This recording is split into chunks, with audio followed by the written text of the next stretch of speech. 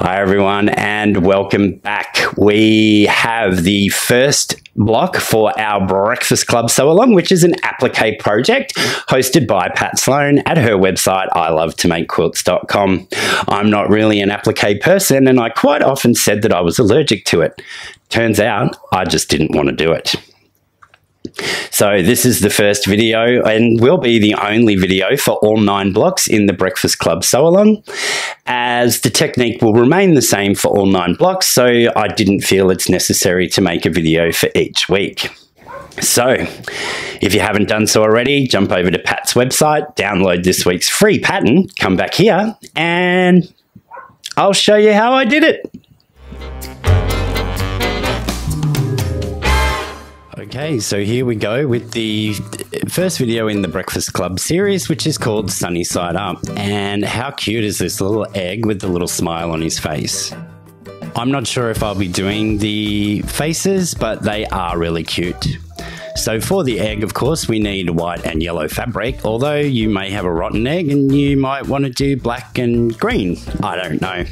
I've also got my 8.5 inch square for the background, and I have my Heat and Bond light, which is the best to use for this fusible raw edge applique. I am going to show you the way that Pat does it, and I'm sure that she's already done that on her video. I'm going to show you again here anyway, and I will only be doing this one video for the Breakfast Club Sew Along, as the technique is the same for all of the blocks. So we're going to start first of all with tracing our pattern out, and it doesn't really matter how accurate you are here, it's the edge of an egg. So we'll trace that on the paper side of our Heat and Bond light, and we will then cut it out roughly around the edge away from our drawn line. We then, as Pat does, slice into it and cut again on the other side of our line, just leaving a thin strip the whole way around our drawn line. Then we will fuse that to our fabric, and it's at that point that we'll cut it out on the line. Because we are cutting the middle out of this Heat and Bond, I am tracing the egg shape on there as well, and that will use the middle part that we don't use for our egg whites. Okay, let's go.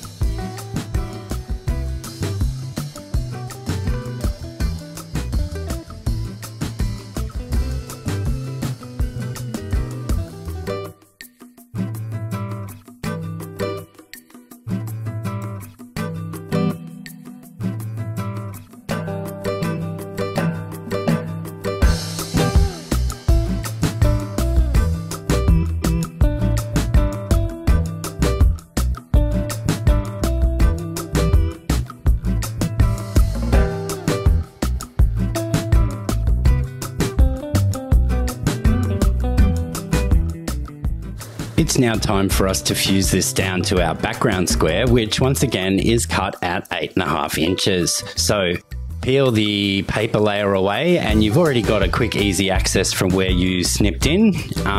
It sometimes comes off all in one piece, doesn't matter if it doesn't, just pull all of your paper off, center that as best you can on your background square, and and fuse that down into place. We'll then repeat all of these steps for the egg yolk, and I'll meet you back when we're going to the sewing machine.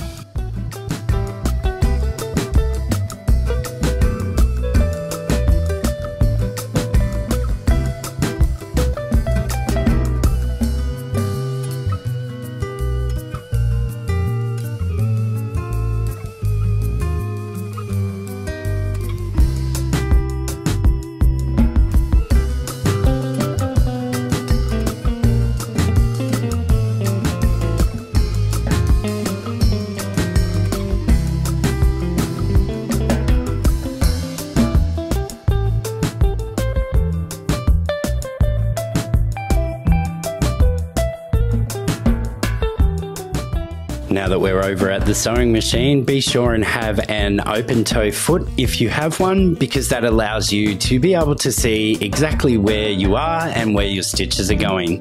Set your machine to a blanket stitch, and I know on my machine it does 3 straight stitches and then bites into the fabric. So I place the needle on the edge of the fabric as best I can to make a start. My machine will do a tie-off stitch, so it just stitches in place 3 times, and then it begins the blanket stitch. And as I said, it goes forward 3 times and then bites into the fabric.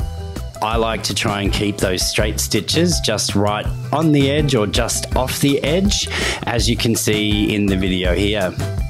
If you can, it's best to always stop with your needle in the down position so that you can realign your fabric and make sure that your stitches are going where you want them to. This is a time to go slow and steady as you go around these pieces until you get a lot more confident in what you're doing.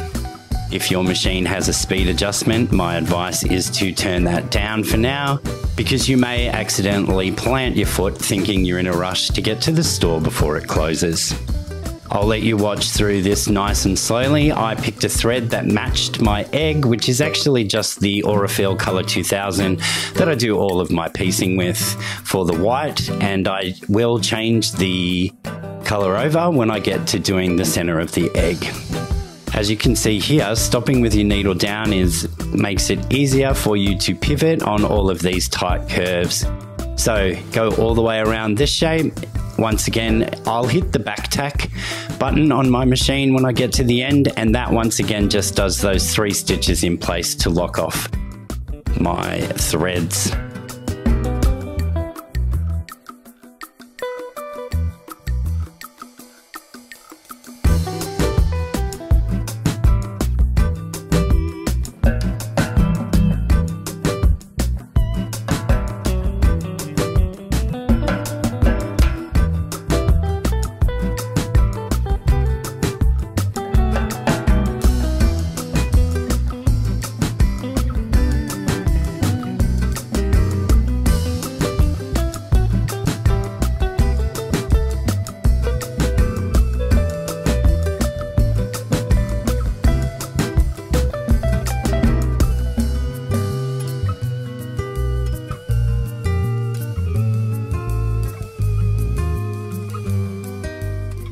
With that egg yolk now stitched down, it's time for me to change my top thread color. I'm going to leave the bobbin the same, and I will repeat the process again for the egg yolk.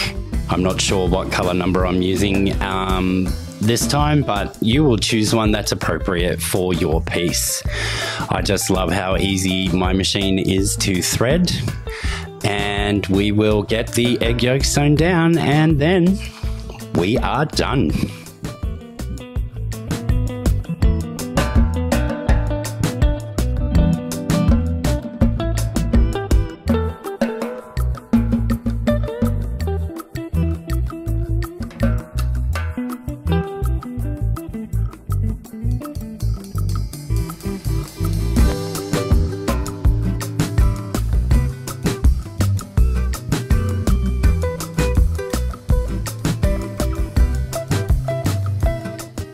Not a bad effort, I say, for someone who was allergic to applique.